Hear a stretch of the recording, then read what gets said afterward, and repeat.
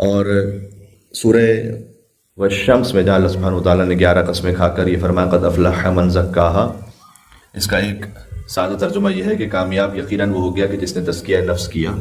تو اس کا ایک مصداق کی بیان کیا گیا ہے حدیث میں قد افلح من زکاہا، اس لیے کہ یہ سورہ وہ ہے کہ جو عید کی نماز میں پڑھنے کی تاکید ہے، سورہ شمس. تو یقیناً کامیاب وہ ہو گیا کہ جس نے روزے کے بعد زکوٰۃ فطرہ کو ادا کیا.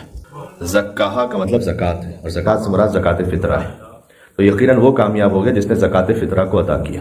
فطرہ واجب ہو جاتا ہے شب عید، اور عید کی نماز جو پڑھ رہے ہیں تو عید کی نماز سے پہلے پہلے انہیں نکال دینا چاہیے. البتہ یہ کہ رمضان المبارک میں بھی فطرہ دیا جا سکتا ہے.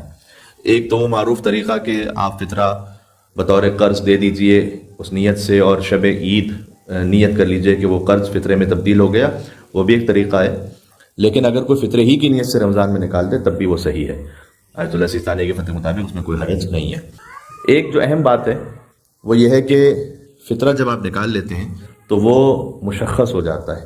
یعنی یہ کہ جیسے ہی آپ نے مثال کے طور پر وہ $50 کا جو نوٹ ہے اس پر فطرے کی نیت کی تو وہ متعین ہو گیا، وہ وہی نوٹ. اب اصل تو شرعاً یہ واجب ہے کہ یا تو وہ نوٹ پہنچائیے، وہی نوٹ، جو کہ یوزولی پاسبل نہیں ہے. لیکن ایک تو یہ ہے کہ جو فطرہ ہے وہ پر ہیڈ 3 کلو وہ غذا کے جو یوزولی شہر میں استعمال ہوتی ہے، مثال کے طور پر ہمارے یہاں بریڈ استعمال ہو رہی ہے یا رائس استعمال ہو رہا ہے، تو تقریباً اگر اپروکسیمیٹ دیکھا جائے تو ویٹ کے حساب سے $6 بن جائے گا اور رائس کے اعتبار سے $10 بن جائے گا. اب کوئی اگر بہت ہائی فائی ویٹ کھا رہا ہو یا رائس کھا رہا ہو تو اس سے فرق نہیں پڑتا، اس لیے کہ جو معمولاً شہر میں غذا استعمال ہو رہی ہے اس کے مطابق فطرہ دینا ہے. تو اگر ہم اپروکسیمیٹ لیں کہ $6 ویٹ کا اور $10 رائس کا، تو آپ کے گھر میں جو اس عید کی رات میں کھانا کھانے والے افراد شمار ہوں ان کا فطرہ اس صاحب خانہ پر واجب ہے. کھانا کھانے والے افراد شمار ہوں کا مطلب کیا ہوتا ہے؟ یعنی یہ کہ اس کا فیصلہ ویسے معاشرہ کرتا ہے کہ یہ آپ کے یہاں پر تقریباً اگر فرض کیجئے کہ کوئی افطار پر آئے اور اس کے بعد رک جائے، آدھی رات تک تقریباً رک جائے، تو وہ کھانا کھانے والا شمار ہو جائے گا. لیکن اس کا ہرگز یہ مطلب نہیں کہ اگر کوئی گھر پر آ گیا چائے پینے کے لیے کچھ دیر کے لیے تو ہم اپنے دروازے بند کر کے رکھیں، گھر کی جو ہے وہ بیل آف کر کے رکھیں، موبائل جو ہے وہ ایئرپلین موڈ پر کر کے رکھیں، کہ کہیں کوئی فون کر لے گا تو فطرہ واجب ہو جائے گا. یا بعض لوگ امام بارگاہ میں افطار کرواتے بڑے گھبراتے ہیں چاند رات پر کہ پوری کمیونٹی کا فطرہ ہم پہ واجب ہوگا. تو ایسا کچھ بھی نہیں ہے. آپ کو فقط آپ کے گھر میں جو کھانا کھانے والے افراد شمار ہوتے ہیں، یعنی تقریباً رات گزارنے والے افراد، ان کا فطرہ آپ پہ واجب ہوتا ہے. جو فیملی ممبرز ہوتے ہیں یوزولی، بعض لوگوں کے پیرنٹس ان کے ساتھ رہ رہے ہیں، بعض مرتبہ یہ ہوتا ہے کہ سسٹرز پاکستان میں، ہندوستان میں ایسا بہت رواج ہے کہ وہ اپنے پیرنٹس کے گھر چاند رات پر آ جاتی ہیں، تو چاہے وہ اپنے ہسبینڈ کے یہاں پر افطار کر کے آئی ہوں، لیکن چونکہ وہ پھر اپنے والد صاحب کے یہاں گئی اور انہوں نے وہاں پر چاند رات کو گزارا، تو کھانا کھانے والی وہ یہاں شمار ہوں گی، نہ یہ کہ وہ افطار کر کے وہاں سے آئی ہوئی ہیں. تو اس لیے بعض خواتین یہ کرتی ہیں کہ ہم افطار یہاں سے کر کے جائیں تاکہ فطرہ شوہر پر واجب ہو اور باپ پر بچ جائے. تو باپ پر نہیں بچے گا، اس لیے کہ جب آپ وہاں چلی گئے اور آپ نے وہاں پر رات گزار لی تو وہ آپ کا جو فطرہ ہے وہ وہاں پر ہے جہاں پر آپ نے رات کو گزارا ہے. اور 3 کلو ہے وہ شے کہ جو یوزولی شہر میں غذا کے طور پر استعمال ہوتی ہے، یعنی یوزولی گندم ہے یا چاول ہے، اور اس کے عوض میں اماؤنٹ بھی دی جا سکتی ہے. مثال کے طور پر روزہ کے فدیے میں اماؤنٹ نہیں دی جا سکتی. فدیہ جو ہے، اگر ایک پریگننٹ وومن ہے اس پر روزے نہیں رکھے، اس پہ فدیہ واجب ہے، یا فرض کیجئے کہ کوئی ایجڈ ہیں جنہوں نے اس ایج کی وجہ سے روزہ نہیں رکھا، اس پر فدیہ واجب ہے، تو فدیے میں لازم ہوتا ہے کہ یا تو وہ جنس ہی دیں یا وہ اماؤنٹ دے رہے ہیں تو آپ کو یہ یقین ہو کہ اس سے وہ جنس ہی خریدیں گے، یعنی وہ ویٹ یا رائس ہی خریدیں گے. لیکن فطرے میں ایسا نہیں، فطرے میں آپ اماؤنٹ دے سکتے ہیں. اب اہم مسئلہ یہ ہے کہ اگر جس نوٹ پر ہم نے فطرے کی نیت کی وہی فطرہ بن گیا، خمس میں یا صدقے میں اس بات کا امکان ہے کہ آپ اس نوٹ کو بعد میں چینج کر لیں. یعنی مثال کے طور پر آپ نے صدقہ نکالا تھا $1 تو آپ کے پاس 30 کوائنز ہو گئے تھے یا 50 کوائنز ہو گئے تھے، آپ نے سب کو ملا کر ایک $50 کا نوٹ بنایا اور آگے پہنچا دیا. یہ اس بات کا امکان ہے وہاں پر اپنے کچھ شرائط کے ساتھ. لیکن فطرے میں اس بات کا امکان نہیں ہے. اگر آپ نے ایک نوٹ کو نیت کر لی ہے تو اب آپ نے وہ نوٹ پہنچانی ہے. اب یہ پریکٹیکلی پاسبل نہیں، تو اس کا حل کیا ہے؟ حل ہے شریعت میں.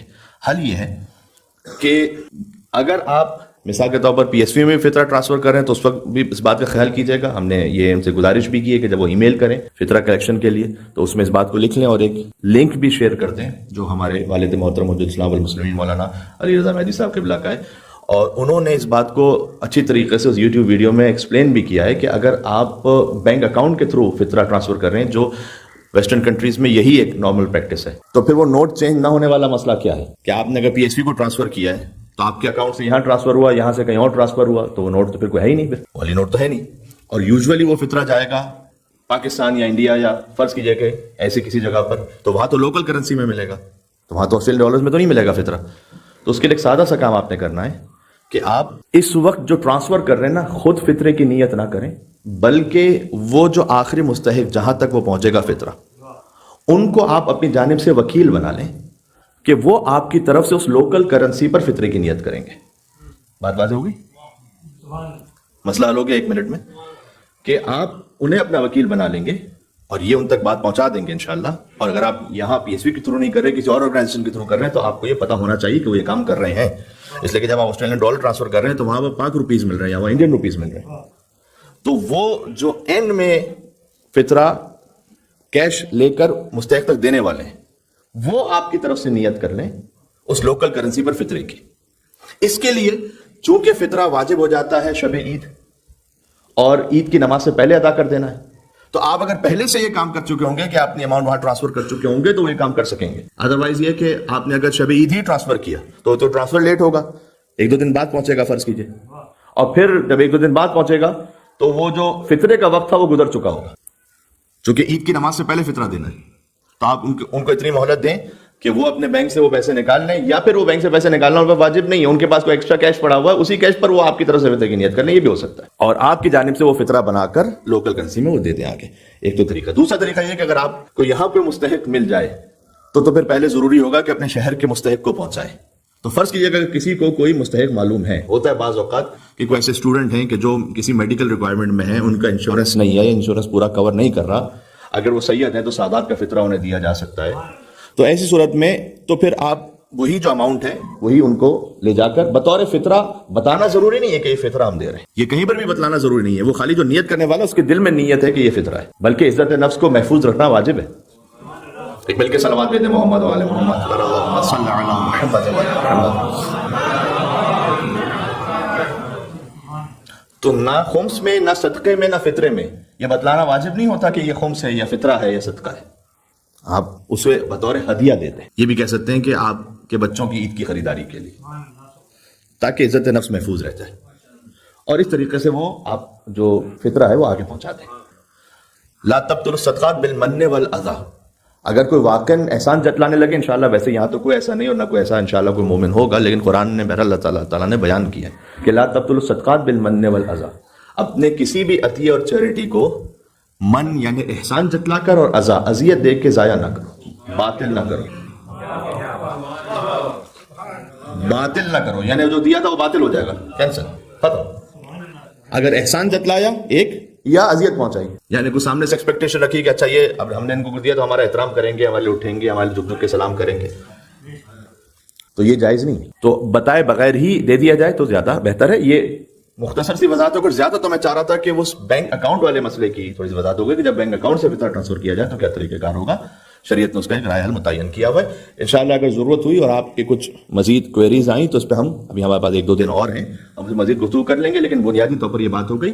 اور $6 اپروکسیمیٹ ایک اماؤنٹ رکھی گئی ہے, اور $10 فار رائس, $6 فار ویٹ. اس میں یہ بھی ہے کہ فطرے میں جنس متعین کرنا ضروری ہے, یعنی یہ نہیں ہو سکتا کہ رینڈم ہم نے نکالا $50 دے دیے سوچے سمجھے بغیر کہ وہ ہم نے رائس کے لیے دیے تھے یا ویٹ کے لیے دیے تھے. اس میں متعین کرنا ضروری ہے کہ میں ویٹ کا فطرہ دے رہا ہوں یا رائس کا فطرہ دے رہا ہوں, تو یہ آپ کے لیے متعین ہونا ضروری ہے. اچھا, جب آپ نے کنفرم متعین کر دیا کہ مثلا میں رائس کے لیے فطرہ دے رہا ہوں, زیادہ تر لوگ رائس کا دیتے ہیں, کہتے ہیں زیادہ اچھا ہے کہ زیادہ ہیلپ پہنچ جائے کسی تک.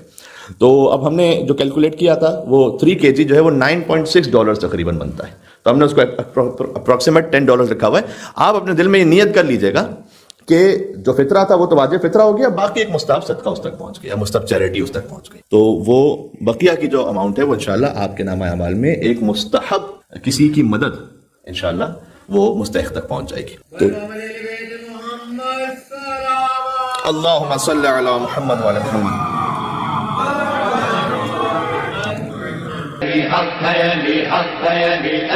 جدھر حق ہے ادھر مولا, جدھر حق ہے ادھر مولا, جدھر مولا ادھر حق ہے. علی علی حق ہے, علی حق ہے, علی حق ہے.